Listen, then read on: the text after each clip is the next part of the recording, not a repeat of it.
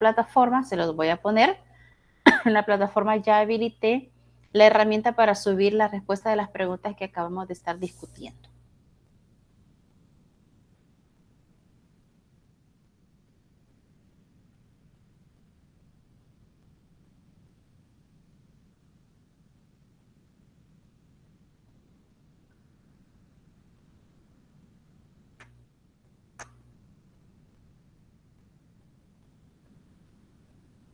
¿Me confirman si ven la presentación, por favor? Sí. Sí, se ve. Sí.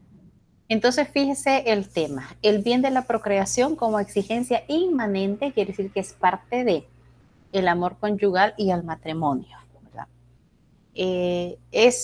Sería erróneo que la mentalidad de una pareja de novios que se casan solo sea por decir algo para ellos, para estar ellos libres, para no tener que pedir permiso y no meterse en esto de tener hijos, ¿verdad? Sino que su ideal para ellos es solo casarse sin tener hijos, cuando una de las finalidades por las cuales se creó el matrimonio es la procreación. Si no, nos perderíamos. Entonces, fíjese, seguimos con paternidad responsable, pero ya orientado a otro aspecto. El primer ideal de la vida buena para lo cual fue creado el matrimonio, en cuanto al amor conyugal, invita a una fecundidad generosa.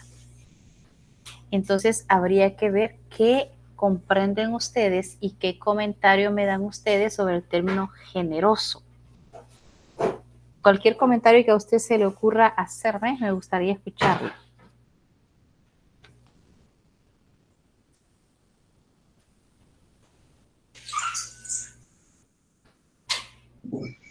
Aquel que da más de lo que debería. Podría ser aquel que da más de lo que debería, ¿verdad? ¿Alguien más? Me dice fecundidad generosa. Tener varios hijos. A tener varios hijos, ¿verdad? Si yo les cambio la pregunta y les hago una pregunta así, aunque ahorita no tendrían la respuesta al 100% seguro, me imagino que algunos de ustedes se proyectarán en un futuro y a lo mejor se ven como padres. Una pregunta, ¿con cuántos hijos se miran en su mente?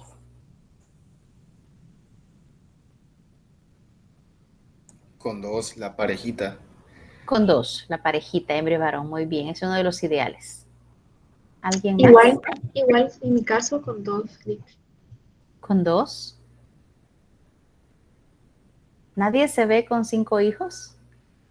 Uy, no. No, quizás con uno. Ni con uno. Yo sabía que los iba a asustar. Y puedo decir que tiene razón, porque créame, conforme yo fui avanzando en mi vida, no hubo quien más de alguna vez me dijo, uy, usted no tenía televisión, ¿verdad? Entonces, fecundidad generosa es eso, ser abiertos a la vida, pero no hay que perder de vista, porque ahí se los respondo en la segunda frase. No se refiere a tener el mayor número de hijos que se puedan concebir y tener, ¿verdad? Yo me recuerdo que mi abuela, ella tuvo 14 embarazos, 14 hijos, pero de ellos solo le sobrevivieron 9 que nacieron y realmente nunca pregunté, solo supe de uno que se cayó de una grada y por eso se murió, bien pequeñito, pero los demás no sé. Pero lo que sí hablé con ella en algún momento fue que, ¿por qué tuvo tantos? Y su respuesta fue, no tuve más porque se me caían solos. Entonces, esa expresión se me caían solos era que ya su cuerpo ya no era capaz de sostener otro embarazo y entonces tenía abortos. Se le caían, decía ella. Aunque fuera, no sé, una expresión bien rara. Recuerde que veníamos diciendo que eran personas un poco toscas, un poco simples. Y así hablaba. No significa tener todos los hijos que el cuerpo aguante. Aunque la mentalidad, aunque la cultura de nuestros señores mayores, llamémosle así, era otra. Yo no sé si usted ha tenido la oportunidad o ha sido curioso, que yo sí, de a la menor oportunidad de tener, poder entrar a conocer una de esas casas antiguas Y si usted lo ha hecho, ¿con cuántos cuartos recuerda usted que tenía alguna casa antigua que usted conoció? Solo uno, Solo uno, no más dos. lo más dos. Pero estoy hablando de no las casas actuales, sino casas de antes, que la mayoría eran de Ujú. adobe. También solo uno grandote. Solo O uno dos. grandote. Bueno, podría ser que a lo mejor esas casas que ustedes conocieron eran de familia a lo mejor un poquito más sencillas, donde en el mismo cuarto era el cuarto para todos y todos dormían en el mismo cuarto porque era una de las costumbres también. Y lo que se ponía es un montón de camas y que eso parecía más un hospicio, ¿verdad? Puede ser. ¿Alguna vez alguien conoció una casa con más cuartos? ¿O no han sido curiosos en ese aspecto? Me intriga eso.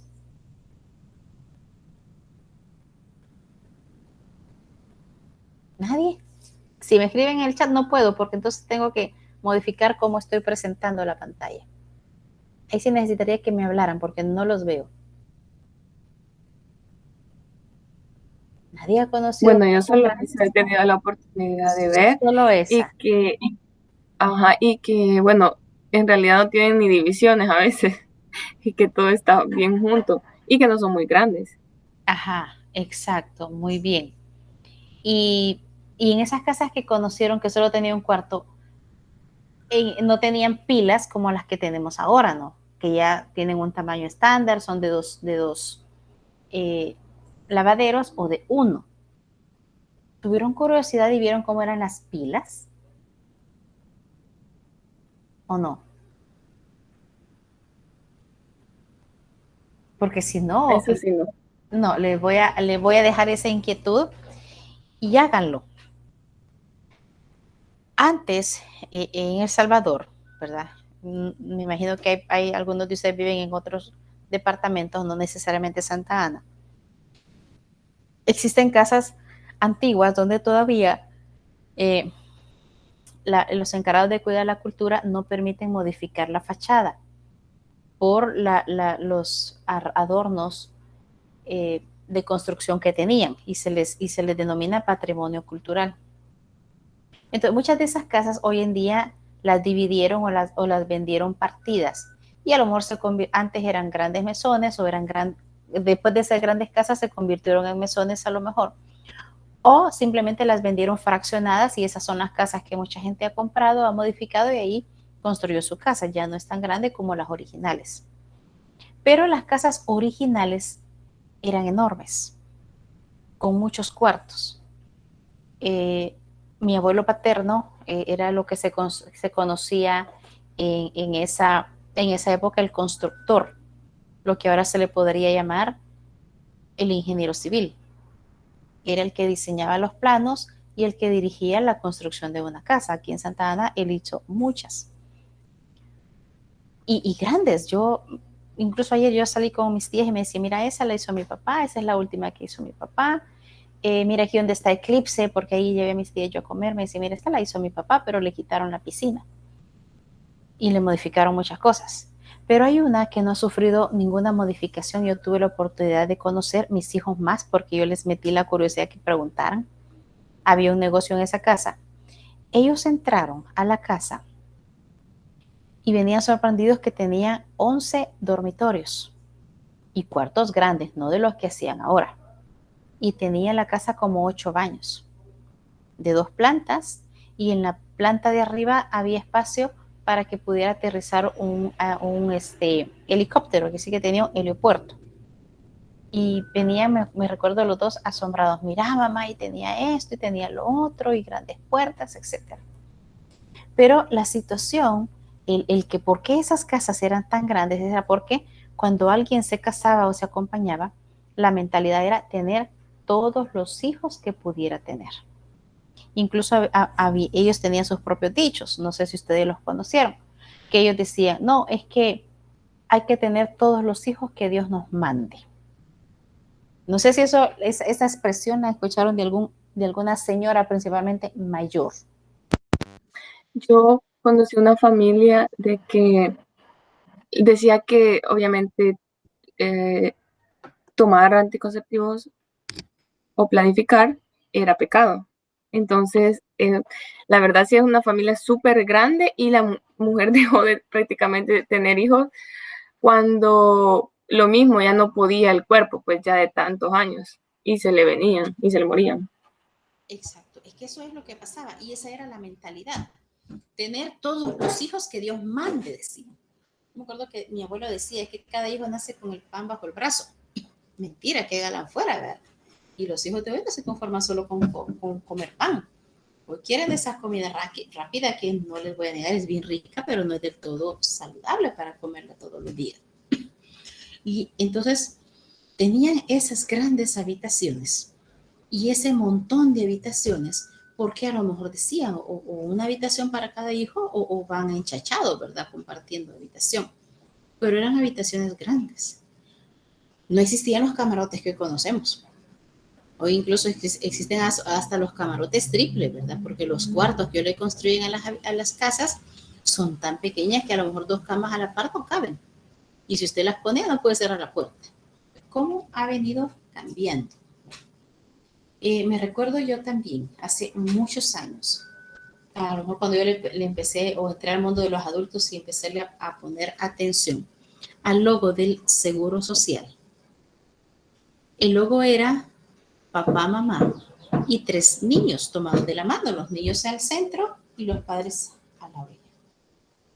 Cuando fueron avanzando los años, le quitaron un hijo, entonces el logo cambió, papá, mamá y 2 hijos. Y hoy, si usted lo busca, el logo es papá, mamá, un hijo. Y comenzaron a vender la idea, una familia pequeña vive mejor, una familia pequeña vive mejor. Y habría que ver desde qué punto de vista vive mejor. Porque no, con ustedes hemos venido analizando de que no solo es traer a los hijos al mundo, eso exige muchas cosas más. Por eso le dice acá el documento. No se refiere a tener el mayor número de hijos, sino que necesita una decisión responsable.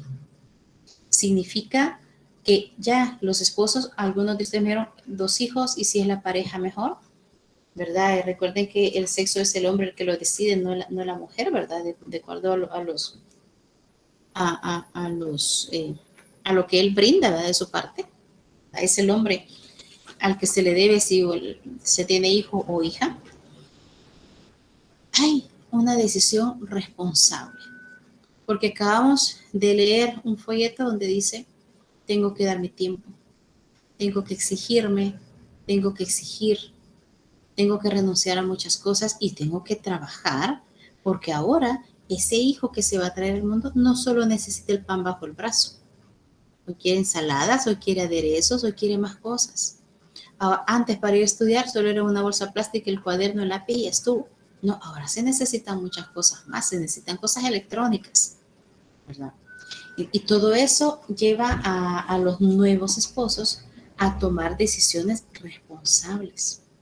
Los hijos ya no pueden ser producto de un descuido, de una mala cuenta o que simplemente se dio y no lo sabíamos, sino que deben de ser una decisión y deben de ser planificados. Qué bonito, les decía yo cuando estábamos hablando lo del matrimonio, que los esposos pudieran ellos, después de casarse, darse un tiempo ellos. Pero ¿qué tipo de tiempo? El conocerse, porque si bien es cierto, llegan a conocerse bien y se tienen confianza y todo, nunca terminan de conocerse hasta que ya están en el matrimonio, hasta que ya se dan cuenta de malas costumbres o hábitos que pueda tener uno del otro, ya sean buenos o malos. Algo tan risible pero muy real, por ejemplo, que le sale un erupto o que le sale un gas, porque son cosas naturales del cuerpo y entonces ya dentro del matrimonio ya se conoce eso. Entonces ya se conocen de una mejor manera, pero también se dan el tiempo de disfrutar, porque a lo mejor de novios sí disfrutaban, pero era un tiempo restringido, porque a lo mejor algunos de los dos le decían, y vas a venir a tal hora, tenés hasta tal tiempo para disfrutar, para venir de regreso después del gozo, disfrute que vas a hacer. pero ya de casado ya no. Ya ellos son dueños de su tiempo. Son cosas que deben de darse. Yo tengo una pareja de amigos que tienen como año y medio de estar casados.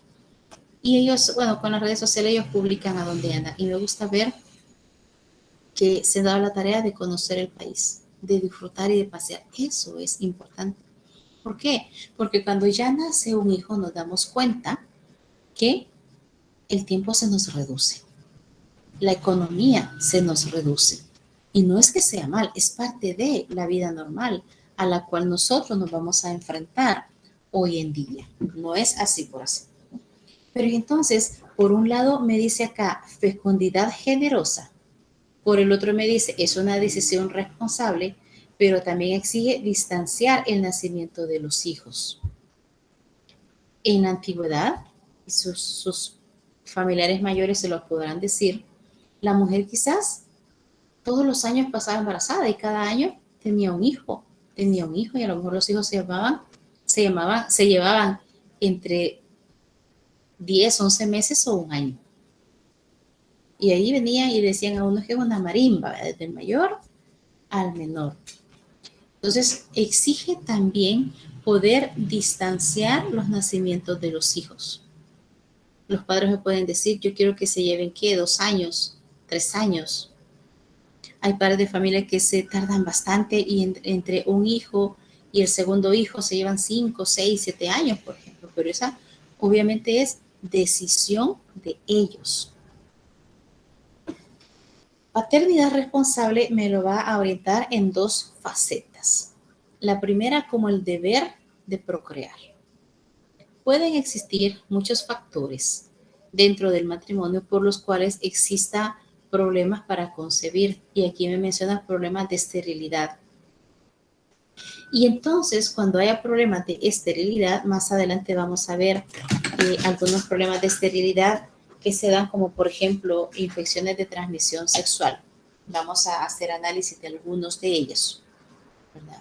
Porque no lo conocemos. A la peor enfermedad que le tiene, o el peor mal que le tiene miedo a una pareja de jóvenes que son sexualmente activos, es a la enfermedad llamada embarazo. Pero no se preocupa de las demás. Pero repito, eso lo veremos más adelante. Entonces, la esterilidad alguna vez se puede deber a algún tipo de infecciones que han tenido y no se han dado ni cuenta que la han tenido y por eso es que no pueden tener hijos. Entonces, la iglesia que aconseja, bueno, tienen problemas de esterilidad, deben buscar o recurrir a la medicina. Mía no me deja ver la última línea, pero recurrir a la medicina para poder remediar ese problema de esterilidad o poder prevenirla. ¿Cómo? Me imagino que los médicos a lo mejor tendrán tratamientos para fortalecer el cuerpo de ambos esposos, para que con naturalidad ellos puedan concebir. Sus hijos sean concebidos de una manera natural, mediante el acto conyugal, que es lo que Dios ha dejado, para poder concebir, pero podría darse, y también ya va a salir por ahí en la presentación, que esa esterilidad no tenga cura. Entonces también la iglesia también nos da alternativas de poder saber qué hacer en casos de eso. ¿Por qué? Porque aquí en lo que está en la franja azul, nunca es éticamente racional recurrir a una tercera persona con el fin de actuar en la procreación. Cuando yo les hablo de acto conyugal, ya les había explicado, creo yo, que se refiere a la relación íntima, sexual o la entrega corporal que tienen los esposos, que de alguna medida ya como esposos, hay algún momento que dice Dios en la Biblia, ya no son 2 cuerpos, ya es un solo cuerpo. Y por eso me encantaba la expresión que yo escuchaba en una pareja de esposos que conozco. Cuando el esposo salía de viaje, siempre se despedía del esposo y le decía, me cuida mi cuerpo, por favor. ¿Verdad? Como haciéndole caer en la cuenta, ojo, te vas, pero te vas un cuerpo, porque ya somos una sola carne. Y el esposo le decía, de acuerdo, pero tú también me cuidas mi cuerpo que dejo aquí. son una sola cada uno. Pero y entonces, cuando hablamos de que los esposos pueden recurrir a la medicina para curar una infertilidad, no les está mencionando esa práctica de una tercera persona. En el acto conyugal, en la relación, dentro del matrimonio, ¿quiénes están en la habitación? Solo los dos esposos. ¿Nadie más? ¿Eso es lo natural? Cuando se recurre a otro método de procreación, ya entra esa otra persona, que puede ser el médico, puede ser el técnico, la enfermera, todas aquellas personas que son involucradas para trabajar en cualquier método de fertilización. Y el primero que les he puesto aquí, que es bastante amplio, es la fecundación artificial. Me gustaría saber si alguno de ustedes tiene idea de en qué consiste eso. ¿Qué han escuchado ustedes sobre la fecundación artificial? Creo que consiste en alquilar un vientre porque se saca el óvulo de la mujer y el espermatozoide del hombre y se fecunda en un vientre alquilado.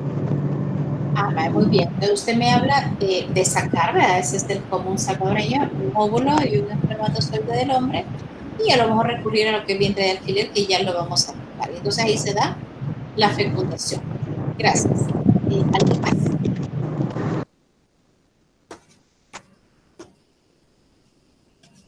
Necesito saber qué saben, qué me pueden contar sobre eso.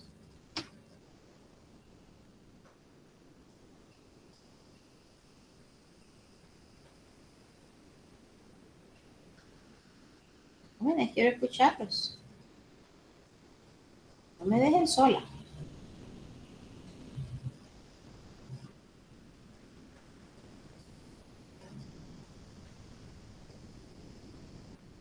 Yo no sé en realidad mucho de eso. Lo que sepa quisiera que me lo dijeran.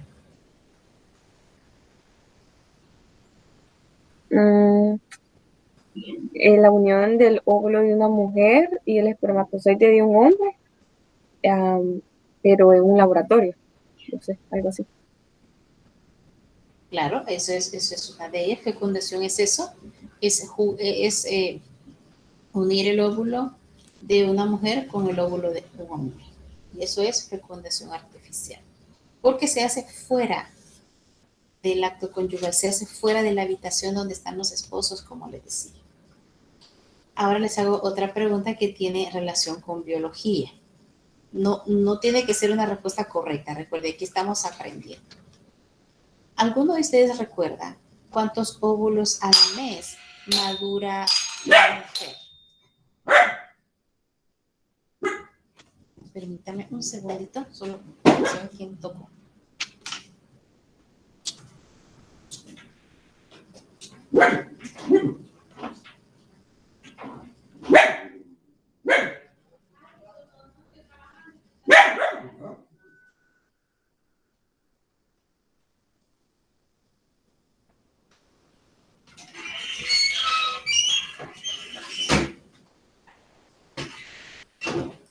Perdón. Entonces, la pregunta que decía es, ¿sabe usted cuántos óvulos al mes puede madurar la mujer en su cuerpo? Creo que solo uno.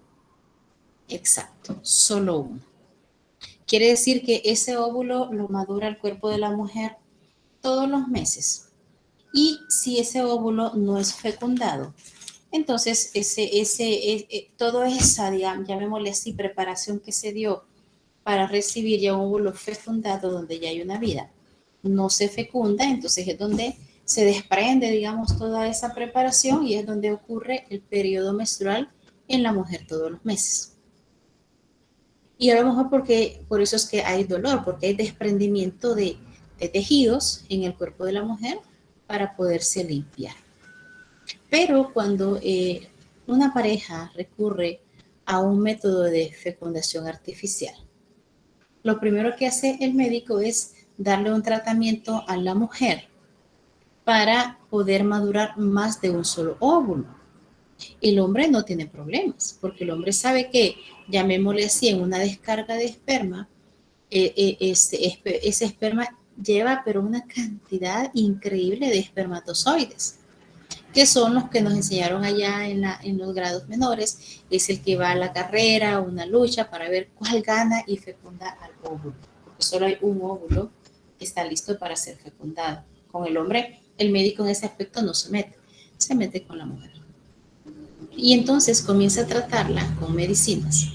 Y a veces la mujer llega a madurar entre 15 y 20 óvulos ese mes. Viene el médico cuando él ya sabe que ha pasado el tiempo y los óvulos ya están maduros.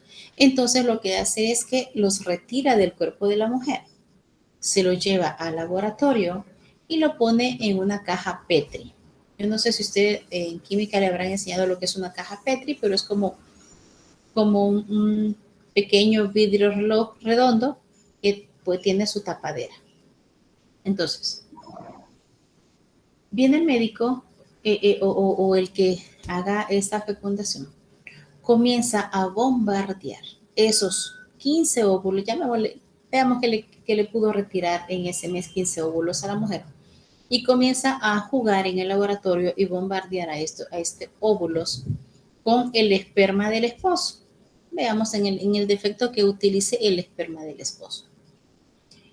Y comienza a jugar en el laboratorio, a hacer los requerimientos o experimentos necesarios. Y se da cuenta que se logran fecundar y se le llaman óvulos viables, 10 óvulos. Entonces ya él en el laboratorio tiene 10 óvulos fecundados porque logró meter un espermatozoide a cada óvulo y hay 10 óvulos viables. Viene el médico y llega donde el matrimonio, donde los futuros padres, y les dice, miren, hemos tenido un éxito, tenemos 10 óvulos viables. Traducido en buen salvadoreño, tengo 10 hijos suyos en el laboratorio. ¿Cuándo se los introduzco a la mujer o cuándo se los introduzco a su esposa? ¿Cuál creen que sea la reacción de los esposos y su respuesta? Me gustaría escuchar opiniones. Tal vez, Creo que la primera sería que solo uno necesita. Que solo uno necesita. ¿Quién más quiere opinar? Recuerde que entre más opinamos, más aprendemos, porque usted y yo sé que en su cabeza hay respuestas.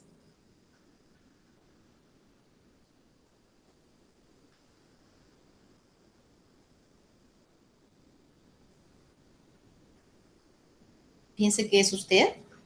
Llega el médico y le dice, miren, aquí tengo sus 10 hijos. ¿Cuándo se los introduzco a su cuerpo? ¿Qué le respondería? de que solo necesita uno. Solo necesita uno. Me parece que es la misma persona la que me respondió, ¿verdad? Que solo necesita uno. ¿Qué dicen las señoritas? Pónganse en los zapatos de esa persona que le acaban de ofrecer sus 10 hijos.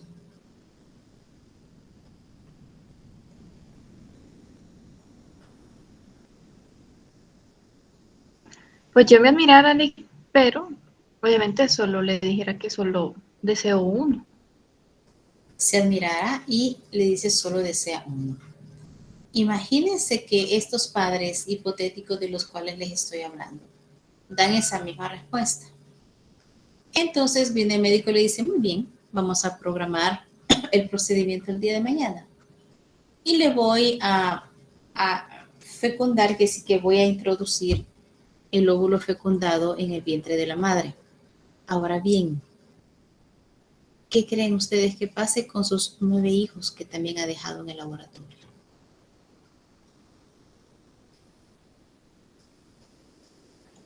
¿Se desechan? Se desechan. ¿Qué tal si uno de esos 9 óvulos que están ahí hubiese sido usted, destinado a ser desechado? Si pudiera decir qué piensa sobre eso, si usted fuese el que van a desechar, ¿qué diría?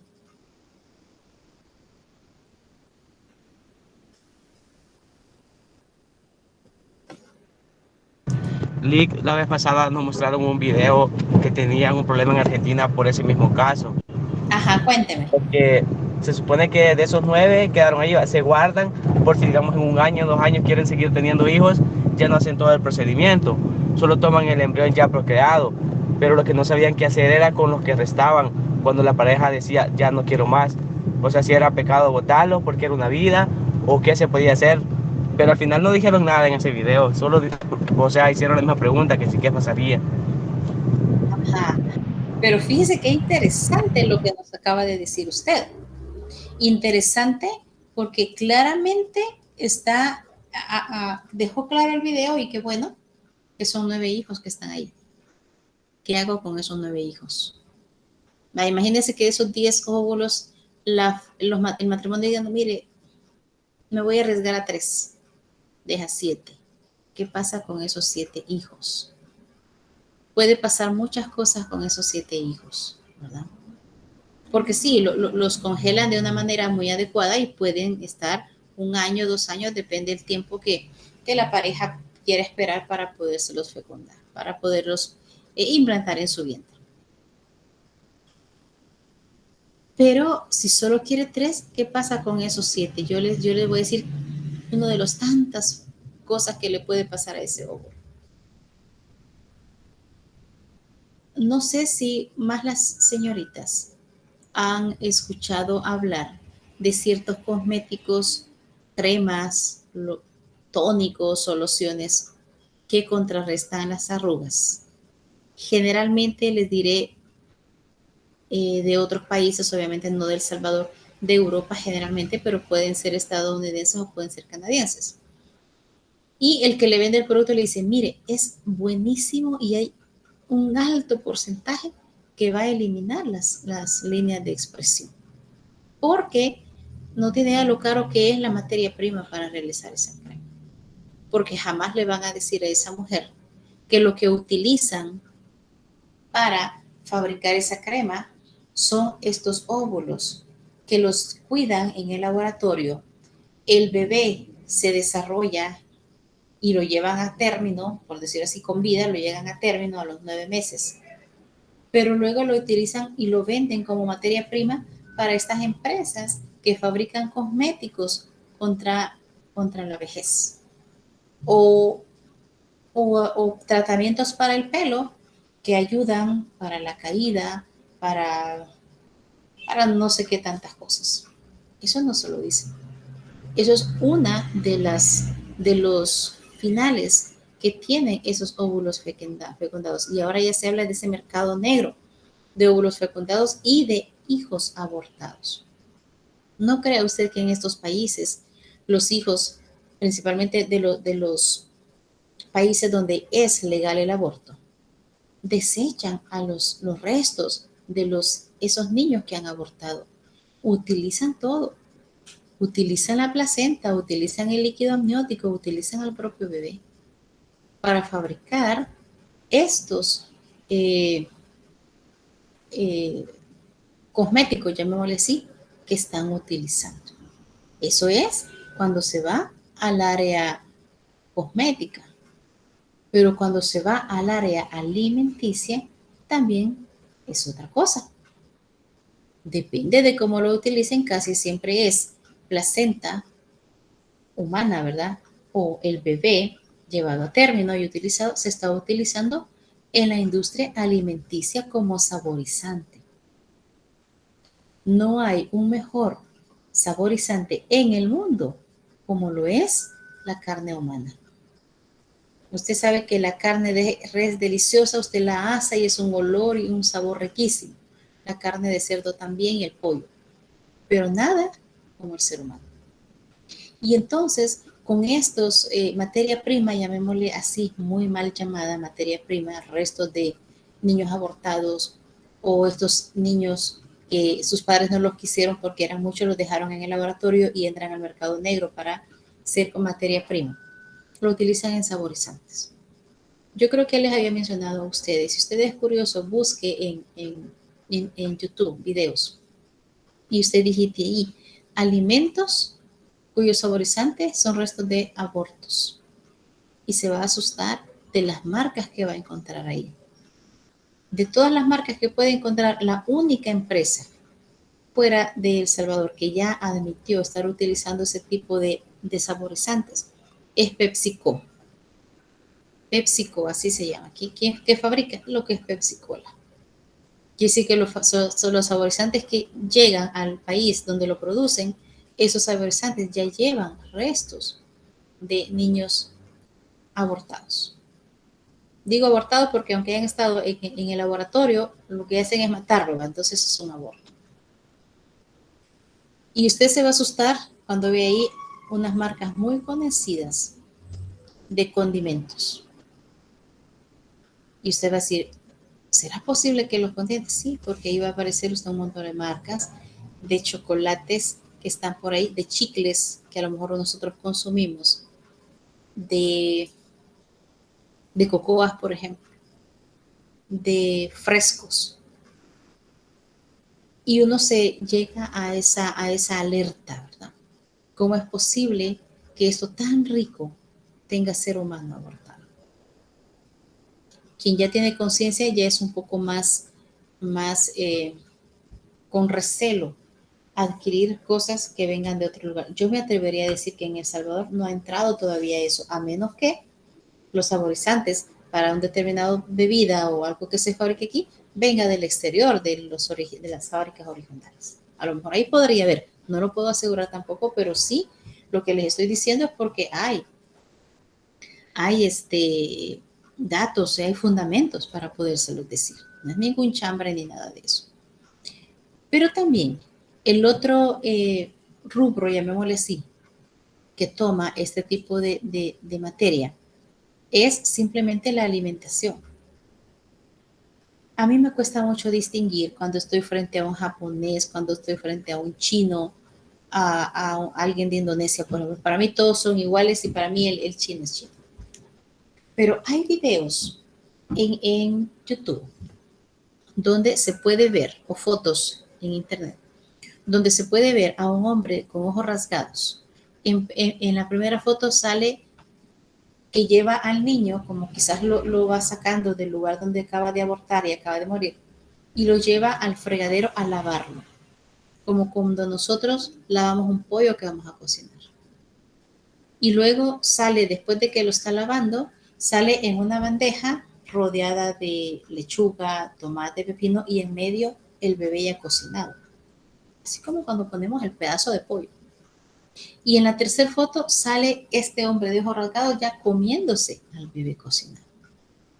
Y en estos países, no me atrevo a decir qué países porque, repito, los ojos rasgados yo no entiendo.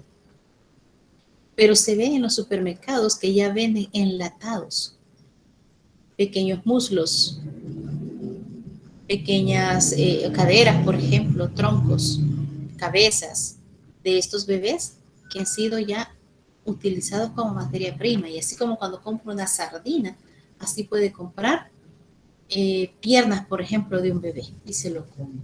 Entonces, dígame usted si esto no es aberrante, si esto no es repugnante con solo pensarlo. Nosotros solo lo pensamos y lo imaginamos, pero hay países donde esto lo están viviendo y lo están consumiendo y lo están utilizando.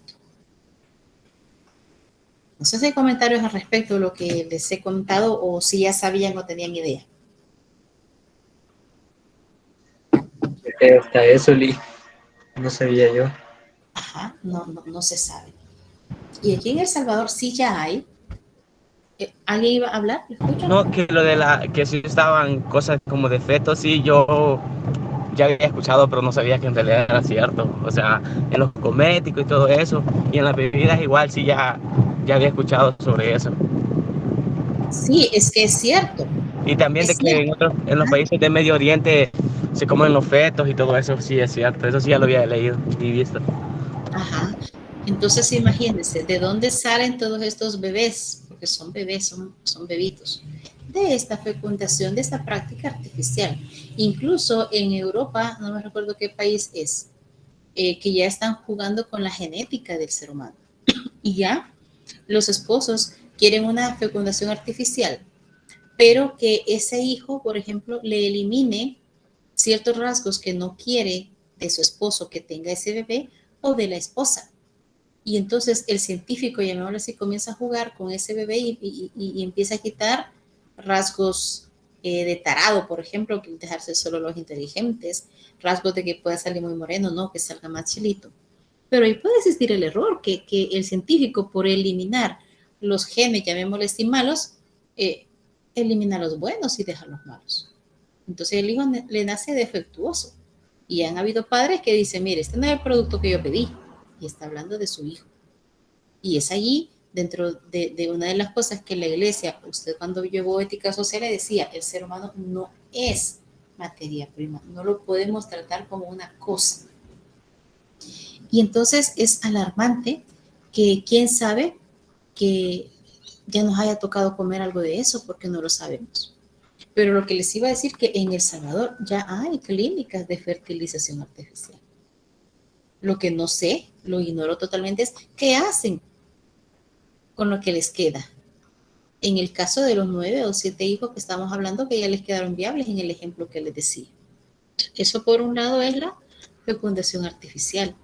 Ya es una tercera persona que entra ahí a introducir el óvulo fecundado en el cuerpo de la mujer, con aparatos o con lo que sea. Ya es un procedimiento. Ya no es un acto de amor, ya no es una entrega corporal.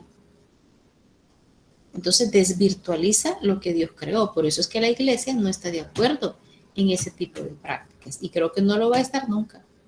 Porque es una lotería ver cuántos óvulos logra madurar y todos se los vamos a sacar y vamos a luchar por fecundarse. Ahora, ¿qué pasa con el vientre de alquiler? En la fecundación artificial, al inicio que hablábamos, era que utilizaba el esperma del esposo, el óvulo de la esposa y va al laboratorio a jugar, le llamo yo, a fecundar ese óvulo, pero es de sus padres. Pero ¿y qué de aquellos hombres que en otros países su forma de vivir y de ganar dinero es vender su esperma? Porque estas empresas compran esperma y lo almacenan, ¿verdad? En las condiciones originales y ahí tienen los rasgos. Es morenito, tiene tal estatura, es hombre, cabello y todas las descripciones físicas que tiene el dueño de ese esperma. Igual hay mujeres que a lo mejor su forma de ganar sea estar trabajando en esa producción numérica de óvulos. Igual guardan, ¿verdad? Es pequeña, es bajita, tendencia a ser delgada, tendencia a ser gordita.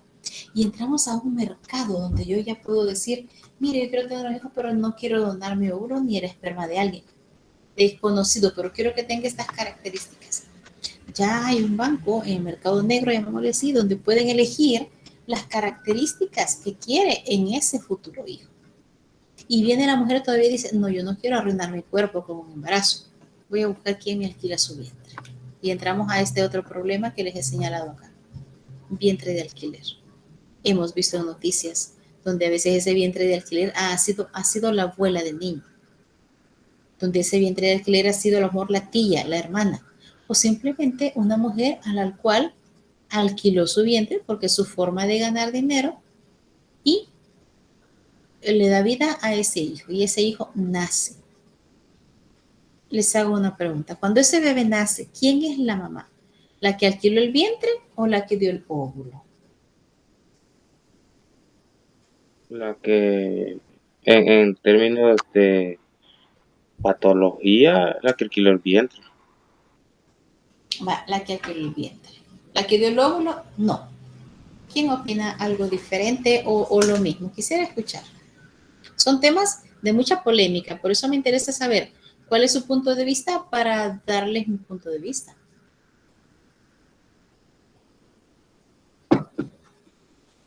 La que alquiló el vientre, igual pienso lo mismo. ¿Usted piensa la que alquiló el vientre? Lick, yo pienso que las dos. ¿Usted Bueno, piensa? es bien difícil porque la que lo alquiló, pues, por hacer el favor, ¿verdad? Pero obviamente siempre se llega como a tener un vínculo emocional con el ser que está creciendo dentro de ella, a pesar que no sea de su sangre. Pero la persona que no puede y dio su óvulo, pues también, porque con el mismo deseo de tener un hijo y también es su sangre. Yo pienso que las dos, no sé. Fíjense que la respuesta más acertada es esta última.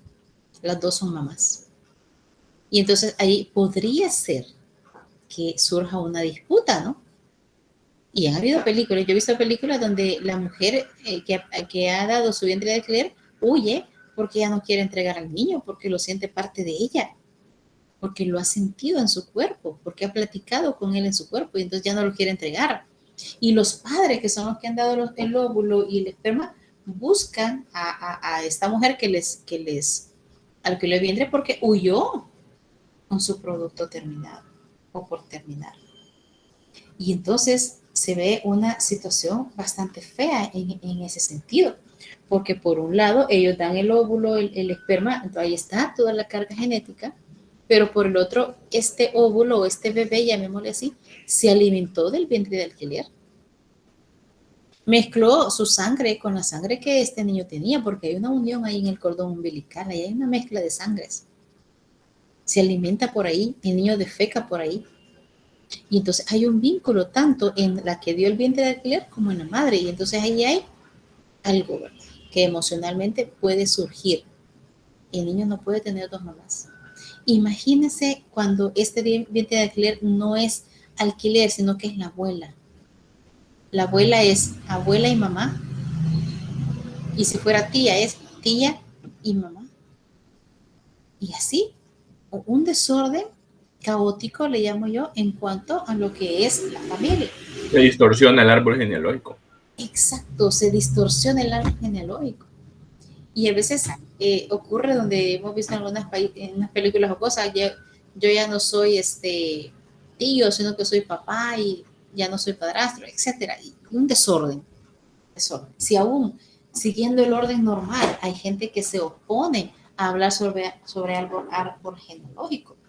Porque cuando ya venimos y le hablamos de primos en segundo grado, tíos en tercer grado, que tía abuela decía, no, eso me enreda. Pero es importante. Y no en el caso de los católicos. Alguna de las lecturas del Evangelio en algún momento, y se da más hoy en este diciembre, no se lee la genealogía de Jesús, donde viene explicando desde el inicio, porque en la Biblia solo se decía que el libertador o el Mesías iba a ser descendiente del rey David. Por eso menciona la genealogía de Jesús. Y fulana tuvo a Mengano y de Mengano salió Sutano, etc. Es importante conocer la genealogía. Yo no la puedo negar. Si Jesús no la negó, yo no la puedo negar. Porque a veces alguien que dice, no, sí que es mi primo en tercer grado, no, ya no somos nada. Pero sí, son algo. Si no, no fuese importante que aprendamos la genealogía de Jesús. Entonces es un desorden grande. Les iba a contar el caso, este caso que ya fue hace varios años. Hubo una pareja de Australia, eran australianos.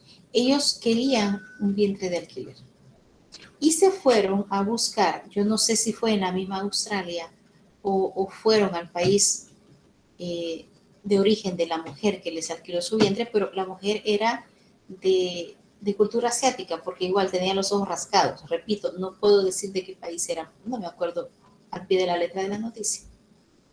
Pero la situación es que a esta mujer de ojos rasgados, chinita, llamémosle así, vientre de alquiler, le implantaron 2 óvulos fecundados. De tal manera de que la mujer quedó embarazada de gemelos, de dos bebés. Y el matrimonio australiano cuidó a esa mujer, estaba pendiente obviamente su alimentación, sus vitaminas, sus controles médicos. Y llegó al momento en el que los bebés nacieron, porque eran 2. Pero surgió que un bebé, yo no me recuerdo si eran niñas o niños o la pareja, no sé, pero un bebé nació sano, pero el otro bebé nació con síndrome Down. Lo que hicieron estos padres, ya eran padres australianos, es que se llevaron solo al hijo sano, porque le dijeron, ese otro salió defectuoso, yo no lo quiero enfermo. Y se lo dejaron a la mujer chinita. Se fueron a su hogar con ese bebé sano y dejaron al niño Down. La mujer que prestó o alquiló su vientre, la mujer chinita, les puso una contrademanda, que ella había hecho contrato por alquilar su vientre, quedó embarazada de gemelos, pero como uno de los gemelos nació con síndrome de Down, se lo habían dejado a ella y ella no quería tener a ese niño porque no era su hijo y en parte estaba enfermo, era defectuoso. ¿Se imagina usted para personas con algo de conciencia, con algo de conocimientos o principios, leer esta noticia? ¿Qué sintió? Me imagino que sintió feo. Porque ninguno de los dos, ni los padres australianos ni la chinita, tenían conciencia real de lo que estaban haciendo. Que estaban tomando a este bebé con síndrome de Down como una cosa. Como cuando voy a comprar un aguacate, ¿verdad? Este me salió pasado maduro, no lo quiero. Y entonces, esta mujer quería devolverle el hijo a los australianos y los australianos no lo quisieron. No me recuerdo quién ganó la demanda, creo que fue la chinita, creo que fue ella. Pero y entonces, este asunto de la fecundación artificial me desata otro mercado negro de los famosos vientres de alquiler. Acepto la mercancía, la entrego, me quedo con ella, ¿qué pasa? Entonces, es un desorden terrible. Y eso estamos, recuerde, en la faceta de paternidad responsable como el deber de procrear. Ahora vamos, paternidad como el deber de evitar una procreación. Quiero que pongan atención en lo que escribí ahí. Atendiendo las exigencias del amor conyugal, se debería distanciar la procreación de nuevos hijos. De nuevos hijos. No significa que el matrimonio va a evitar tener hijos, por ejemplo, por 6, 7 años, sino que hay un momento prudente como para poder esperar. ¿Por qué? Porque a lo mejor al principio ellos tienen que disfrutar su vida de esposos y porque hay un momento en que hay que parar y decir, bueno, las mujeres generalmente somos las que tenemos mucha más dificultad de procrear cuando hemos entrado en ciertos años. El hombre no. El hombre puede tener 80, 90 años y él es capaz de fecundar a alguien. Pero la mujer ya no. Ustedes mismas lo dijeron y les di mi ejemplo personal. Hay una edad donde el cuerpo ya no es capaz de retener un embarazo. Entonces, yo voy a evitar una procreación de más hijos. Significa que ya tengo al menos uno. Entonces, ¿en qué momento la iglesia está de acuerdo en que yo evite hijos? Porque ya tengo uno. En primero, por enfermedad o debilidad de la madre. Si la mujer presenta un estado de salud difícil que puede poner en peligro su vida y la de su bebé, la iglesia católica le dice, un momento, no tenga hijos todavía. Y a lo mejor ustedes y yo conocemos mujeres que hubiesen querido tener más hijos, pero solo se quedaron con uno. Pero porque su estado de salud fue tal que no se recuperaron y ya no pudieron tener otro hijo. Porque el médico le dijo, otro embarazo, o se muere usted o se muere su bebé, pero los dos no van a sobrevivir. Y son cosas que pueden pasar. Entonces, por enfermedad de la madre o debilidad de la madre, se debe de esperar a que la madre tenga una situación de salud adecuada para afrontar otro embarazo. No se le puede exigir ni obligar a que arriesgue su vida por otro embarazo. ¿Por qué razón? Porque ya hay un hijo que la necesita. Ya hay un hijo al cual debe de cuidar. Y la otra situación, ya tienen un hijo, pero la situación financiera se les pone difícil. Y no es el ideal traer a los hijos a que aguanten hambre, como decimos en buen salvadoreño, que sean infelices, que se enfermen y no tener los recursos necesarios para devolverle la salud, para darle el tratamiento adecuado. Entonces, voy a ser papá responsable si ya tengo un hijo y me presento en situaciones como las que acaba de mencionar el libro, el documento, y entonces mejor decido esperarme a subsanar las situaciones difíciles para tener otro hijo. Entonces, fíjese, algunas veces los esposos ven frustrada el deseo de ser padres. Porque recuerden que yo les decía, no todos estamos llamados para eso. A veces, no todos los cuerpos están preparados o del todo sanos, llamémosle así, como para tener hijos. Y entonces viene problemas como de esterilidad, que a lo mejor no hay forma de poderlo resolver. Hay esterilidades que sí, si el médico da tratamiento, se resuelve la situación, se supera y entonces puede tener hijos. En estos casos, cuando se le da tratamiento y se supera una esterilidad, es donde a veces ocurre embarazos múltiples, porque el médico ha dado medicamentos de tal forma para fortalecer el cuerpo de la mujer que la fortalece tanto, y entonces es donde tenemos esa situación que a veces tienen trillizos de manera natural, no artificial, o gemelos. La vejez, les decía, a quien le afecta la edad para tener hijos es a la mujer, no al hombre. Se imagina una mujer de 50 años embarazada, corre un alto riesgo su vida, su salud y la de su bebé, porque el cuerpo ya ha perdido todo lo necesario como para poder dar una buena maternidad, por ejemplo, y entonces, o el padre también, y es donde sale problemas de salud como el síndrome Down, o un retraso, o el niño nace con algún problema de autismo, por ejemplo, etcétera. Son variadas las situaciones que se pueden dar. Y entonces, ¿qué hacer al respecto? Porque yo quiero ser padre, madre y soy estéril. Yo quiero ser padre, madre y ya me pasó la edad. Entonces la iglesia dice, recurra a la adopción. Puede adoptar, pero ahí surgen ciertas dificultades o ciertas disyuntivas y comentarios que hasta yo he escuchado. Bueno, pero voy a adoptar, de acuerdo, pero quiero saber quiénes son los padres. Quiero saber de dónde son las raíces, porque incluso a veces pensamos que todo lo que sale en la televisión o en los programas que vemos es real. Yo escuchaba hace algún tiempo un programa que estaban dando, yo no sé si era en el Discovery Channel, y hablaban del gen asesino. Que ese niño o ese asesino en serie o ese delincuente era delincuente porque tenía un gen que había heredado a sus padres y por eso era asesino y no lo iba a superar jamás. Entonces, eso no es posible. El hijo va a ser como se le educa a sus padres. Y entonces, una de las dificultades es que el padre dice, bueno, pero ¿qué tipo de padres viene? ¿De dónde viene? Y convierte a ese niño o futuro niño que quiere adoptar en otro tipo de materia prima.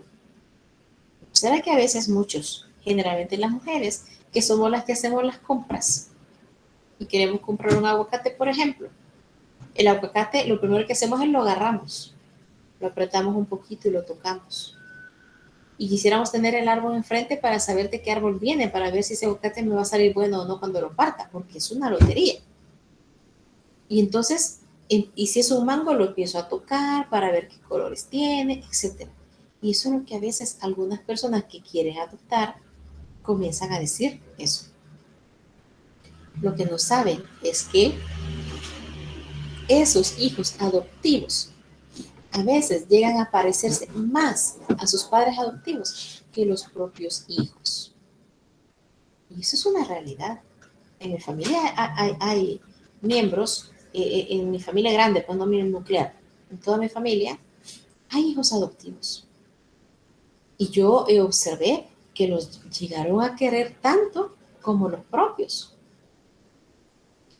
Seguí el caso de cerca cuando yo trabajaba en un colegio de religiosas, de un matrimonio español que quería adoptar hijos porque ya se había sometido a tratamientos y no habían logrado un embarazo normal.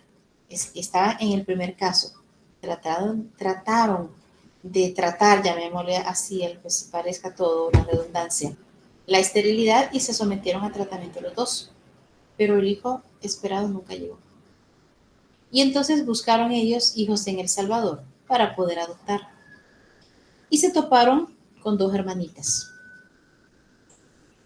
Ya estaban un poquito grandecitos. Creo que una tenía como 4 años y la otra tenía 6.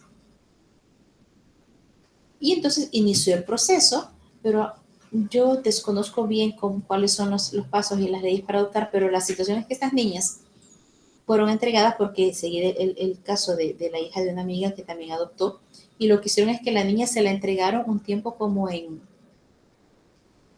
cuido.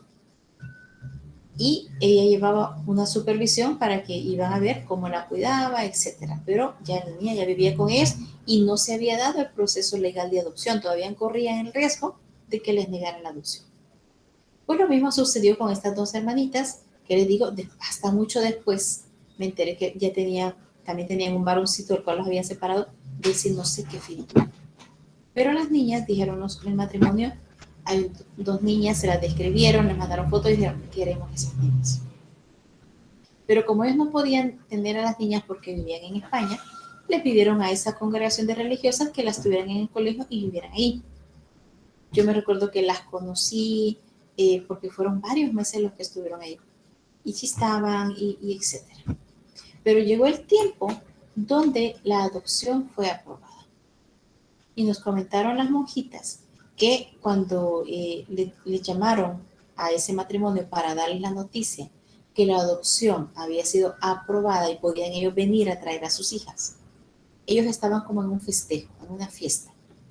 Ese esposo dicen que saltó tan alto que cuando cayó se torció el tobillo y terminó golpeado, pues él tuvo que pasar un tiempo recuperándose de la torcedura del tobillo para poderse venir a El Salvador. Y se vinieron. Se llevaron a las niñas encantadas porque ellas recibían fotos de sus papás y todo el mundo preparándolas porque se iban a ir a vivir a España con sus nuevos papás. Niñas rescatadas de familias problemáticas con maltrato. Y se las llevaron. Me recuerdo que nos mandaban fotos, iban creciendo bien bellas, hicieron la primera comunión, pero parece que como a los 3 años de tener a las niñas en adopción, milagrosamente el matrimonio pudo tener un embarazo y nació un varoncito. Ellos dijeron, estamos completos, tenemos 2 hijas y tenemos un hijo. Lo que les quiero comentar es que, bueno, fueron abiertos a la adopción, fueron bendecidos con un hijo propio. Pero los hijos adoptivos a veces se parecen más. Las niñas físicamente comenzaron a cambiar y se comenzaron a parecer a esos padres adoptivos. En mi familia también eso ha pasado. A veces los hijos adoptivos son más dóciles y más cercanos y se parecen más a los padres que los han adoptado. ¿Cómo pasa? Yo no sabría decirles qué pasa. Yo se lo dejo a la misericordia de Dios. Entonces, esa es la adopción, es una de las resoluciones que da la iglesia. Pero a veces es necesario distanciar los nacimientos. ¿Se recuerdan que decíamos? Ya tenemos un hijo, pues tenemos que evitar. La pregunta del millón es, bueno, entonces, ¿qué tipo de planificación utilizo?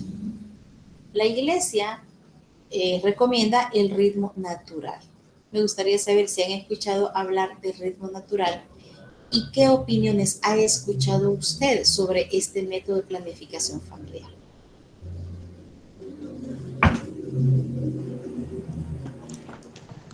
Yo creo que lo he escuchado porque se supone que las mujeres fértiles en unos días y la siguiente cantidad de días no, entonces eso es lo que hay que hacer, la cuenta, el calendario, algo así. Ajá. Algo así, muy bien, gracias. ¿Qué otro comentario pueden hacer o han escuchado de eso? Me gustaría escuchar varios puntos de vista, están muy callados ahora. Se supone que el método de ritmo es el método más antiguo, Ajá. que supuestamente es el método natural, ¿no? Que supuestamente Dios dejó para la humanidad. Ajá. Controlar el tiempo de fertilización para mantener la planificación de los hijos. Ahora en día, bueno, yo creo que, si no me equivoco, las personas que van a una religión y usan algo en la cabeza, no sé cómo es, creo que utilizan ese método, se basan en ese método porque tienen como prohibido, la religión les prohíbe utilizar métodos anticonceptivos ya modernos. Creo que ellos practican ese método. Ajá, qué buen punto. Quiere decir que nuestros hermanos separados también le apuntan al ritmo natural. Gracias. ¿Qué me dicen las señoritas?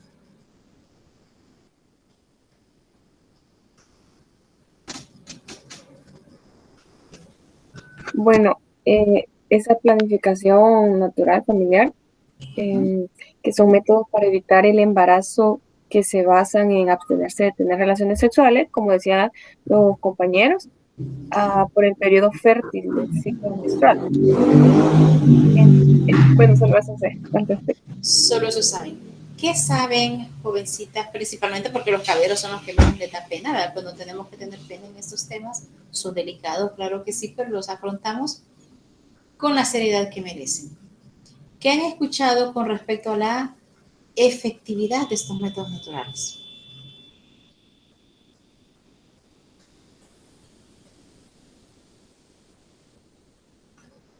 ¿Qué tan efectivos son? ¿Qué han escuchado? Con respecto a este. Sí, el ritmo natural. Porque ajá, dígame. Bueno, a unas mujeres creo que quizás no lo practican o no les ha funcionado porque cuando tienen desórdenes en la menstruación con respecto a los días que les viene, Ajá.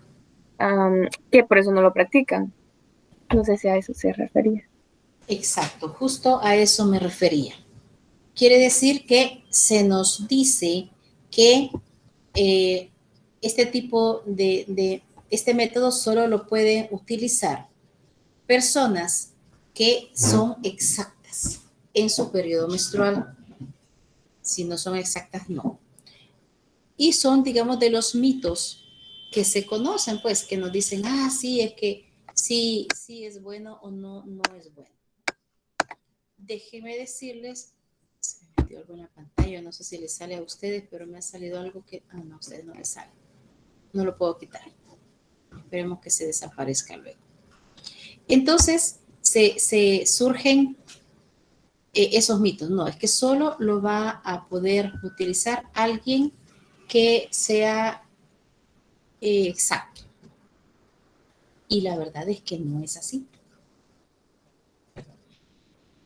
Solo las mujeres dicen que digamos, son tan exactas que ese día les viene, que el mismo día les viene el siguiente mes. Esas son las que lo pueden utilizar. Y la realidad es otra. La realidad es conocer a partir de un calendario cuáles son los días fértiles de la mujer. Y eso es lo que sucede. Yo no voy a explicar ese método acá. Eso a veces se lo explico a veces solo a matrimonios que ya están pensando en distanciar hijos. Entonces, ¿qué exige el método de planificación familiar natural? Responsabilidad. Y les puse aquí comunicación y disciplina. Porque los esposos acuerdan seguir este método, entonces ya van donde el médico les dice, les enseña a conocer los días fértiles de la mujer y entonces ¿qué hay que hacer? Abstenerse de tener relaciones sexuales en esos días fértiles. Porque según se acerca al día fértil, hay un día que es el 100% fértil, entonces el médico le dice, tantos días antes, tantos días después, no tengas relaciones sexuales. Y no va a haber ningún embarazo, ni por error. Pero si ustedes quieren tener un hijo, tengan relaciones en esos días más fértiles o en el día más fértil de la mujer y hay casi un 100% de embarazo. Ahora, ¿por qué necesitan que los esposos tengan comunicación? Porque quien ama no va a utilizar a la otra persona para placer, sino que va a respetar los sueños que como esposos y futura familia tengan. Ahora, este método no funciona para parejas libres que son sexualmente activos pero desordenados. Eso le van a decir, no sirve. O le va a decir a alguien que no sirve cuando son un matrimonio donde el hombre no quiere respetar eso y quiere, aunque se escuche feo, utilizar a la mujer como un instrumento de placer y punto. La que se tiene que cuidar sos vos. La que se tiene que inyectar sos vos. Porque yo no puedo abstenerme. Y entonces, cuando no hay buena comunicación y disciplina entre los esposos, es cuando el método falla. Este método puede permitir a la pareja distanciar los nacimientos y es más, poder planificar más o menos en qué mes quiere que nazca su hijo. Pueden planificar el tiempo exacto, muy aproximado de cuánto quieren de distanciamiento que se lleven sus hijos. 2 años, 3 años. Y lo siguen practicando todo el tiempo, pues hasta que la mujer ya no tenga periodos fértiles, porque ya su cuerpo ha envejecido y ya todo eso pasa. Entonces, esto es la realidad. Cambié la forma de presentación, perdón, pero es que si no, no podía regresar a la pantalla para poderos ver a ustedes. Y entonces, por eso es que la Iglesia Católica no acepta otros métodos que no sea el ritmo natural. Entonces, cuando no son disciplinados, cuando el amor no es tan puro, cuando hay dudas, entonces yo no voy a aceptar esos métodos. Y es aquel tipo de mujeres que se utiliza un sinfín de situaciones para no tener hijos. Y aquí les estoy mencionando algunos de ellos. Si hay más, los platicamos y ustedes me lo dicen. En primer lugar, el preservativo. Algo del preservativo creo que les hablé yo allá en las primeras clases cuando estábamos viendo las falsas concepciones de la moral. Corríjanme si estoy en lo correcto o estoy equivocada. Me recuerdo que yo les dije, imagínense que es mi cumpleaños, estamos en clases presenciales y usted me dice, licenciada, la quiero felicitar por su cumpleaños y quiero dar un abrazo. Y yo le digo, sí, pero espérese, me voy a poner esta capa plástica para darle el abrazo. Entonces yo les pregunté, ¿me darían el abrazo o no me lo darían? Algunos creo que dijeron que sí, pero otros dijeron no, porque yo voy a sentir como que me tiene asco. ¿Platicamos algo de eso antes o no?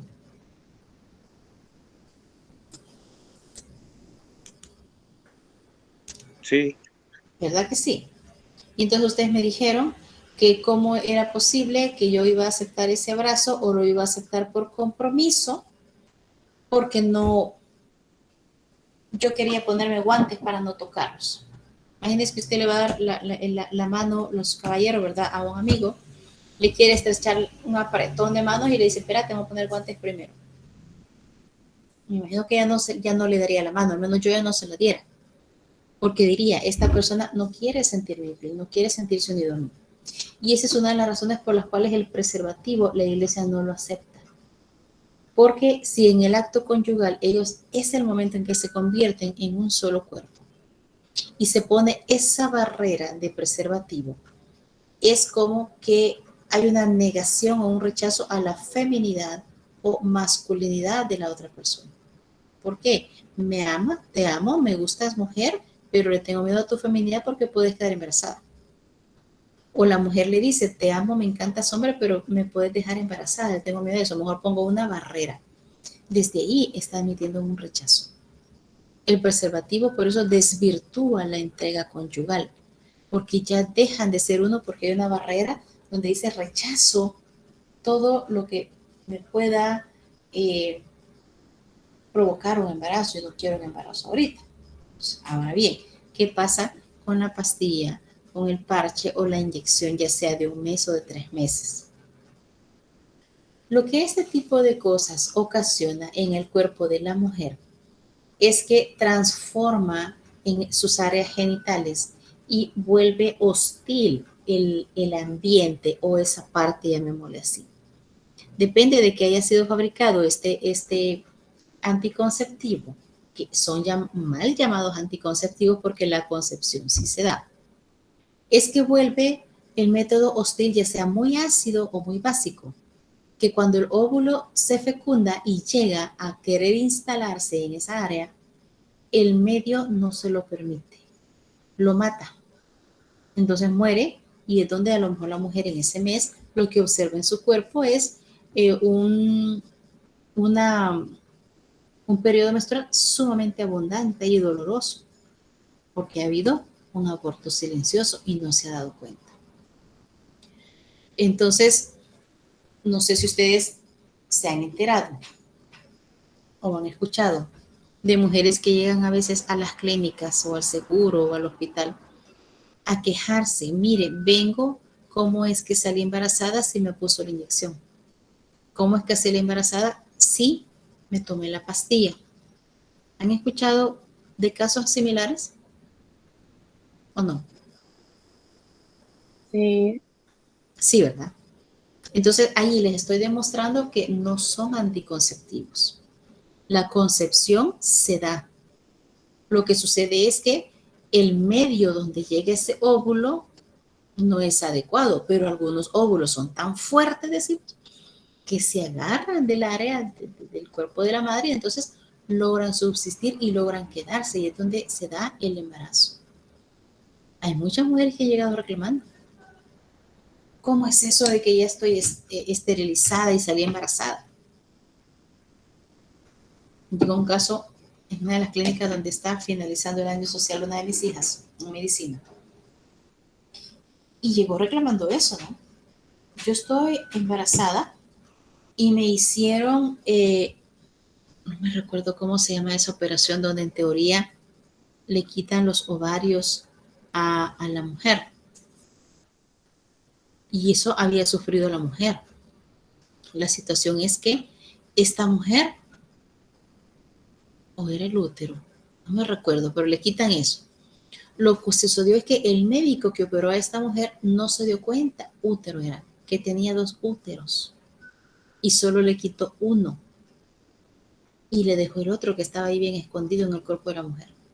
Entonces la mujer siguió con su vida sexualmente activa y sin tener ningún cuidado, porque en teoría ya no tenía nada como para salir embarazada, salió embarazada. Y eso es lo que demostró los exámenes o ultrasonografías, no sé qué le hicieron a la mujer, y se dieron cuenta que ella tenía un útero todavía en su cuerpo, por eso estaba embarazada. Entonces, hay mujeres que esterilizadas han salido embarazadas, hay mujeres que con pastilla, parche o lo que sea han salido embarazadas porque no son métodos anticonceptivos. Si fuesen anticonceptivos, la concepción ni siquiera se diera. Al único que yo puedo llamar anticonceptivo a los hombres es el preservativo, media vez no se rompa, porque ahí no hay unión entre el espermatozoide y el óvulo. Pero las demás sí, hay unión. Y cuando es tan fuerte la unión, ese bebé nace y subsiste. Ahora, ¿qué pasa con ese famoso, ese es un aparatito, el famoso DIU? Es un aparatito que tiene la misma función de la pastilla, parche o inyección. Que lo que hace es que se lo introduce, ese sí se lo introduce en la vagina. La mujer se lo colocan por ahí y lo que está haciendo es eso, pequeñas descargas de sustancias que hacen el medio hostil para que la fecundación se dé. Pero ya ha habido casos que el embarazo se da, el bebé sobrevive y ha nacido, fíjese bien, ha nacido con ese aparatito DIU incrustado en su cuerpo. Yo supe de un bebé que nació con este aparatito incrustado en su pierna, en el muslo. Y recién nacido tuvieron que operarlo, no sé si fue mini cirugía, no sé, pero delicada porque era un bebé recién nacido, para quitarle este aparato de su cuerpo. Entonces, son mal llamados anticonceptivos. ¿Qué son? Y por eso termino acá en esta diapositiva con esta frase. Son abortivos silenciosos. No nos dicen. Así, la famosa pastilla del siguiente día. No, no es abortivo, dice. Claro que lo es. Porque si el día anterior, como se dice, esa mujer, su óvulo fue fecundado por un espermatozoide, simplemente crea el medio hostil y mata al bebé. Y viene el periodo normal de menstruación. Entonces, es bien, cuando hablamos de este tema, es bien polémico. Porque si usted a lo mejor se habrá dado cuenta, tenemos nosotros instituciones donde han llegado a repartir a diestra y siniestra preservativos. Pastillas anticonceptivas, llevan a regalarse y hay que dárselos a los jóvenes. Porque le dicen, mire, si usted tiene eso, usted no va a tener hijos. O si usted quiere probar ya una vida sexual activa, yo sé de jóvenes que en la billetera no les hace falta un preservativo. Pero entonces, ¿qué está pasando? No hemos tenido una verdadera educación sexual. De ahí que viene la sorpresa, de ahí la gran angustia que a la novia pues no le ha metido el periodo, pero es porque no se está viviendo la relación sexual para lo que fue creado y es dentro del matrimonio. No sé si hasta ahorita hay comentarios que quieran hacer. Este tema son de lo que crean, me da mucha polémica, mucho de qué hablar, casi no avanzamos, pero es importante para salir de todas las dudas. Y ustedes se han quedado bastante callados, más las señoritas me hablan más los caballeros. Tendríamos que sacarle el mejor provecho posible. ¿Habrá algún comentario que querramos hacer? Yo tengo una pregunta con respecto a otro método que he escuchado. Ajá. El coito interrumpido. Ese es cuando, por ejemplo, el hombre lo que hace es que no deposita el semen dentro del cuerpo de la mujer, sino que lo hace afuera. Entonces, ese, diríamos, ahí no hay embarazo porque no hay unión de esperma con el óvulo de la mujer. Pero la iglesia también lo rechaza por eso. Porque como que imagínense, estoy con la mujer, estoy disfrutando a la mujer o la mujer está disfrutando al hombre porque es mutuo, pero le dice a ella, mira, no vayas a expulsar nada dentro de mí porque no me quiero quedar embarazada. O el hombre dice, no voy a expulsar nada dentro porque no quiero dejarte embarazada, yo no quiero un hijo. Entonces, hace lo mismo función que el preservativo. Pone una barrera, desvirtúa, ahí no hay una unión. Entonces, si no hay una unión, lo que estoy haciendo es utilizando a la otra persona para mi placer personal. O es una utilización mutua. Posemos, démonos placer, pero no vamos a unirnos del todo porque la expulsión va a ser fuera del cuerpo. A eso se refiere, Laura, eso. Gracias. A la orden. No sé si hay otro comentario o pregunta.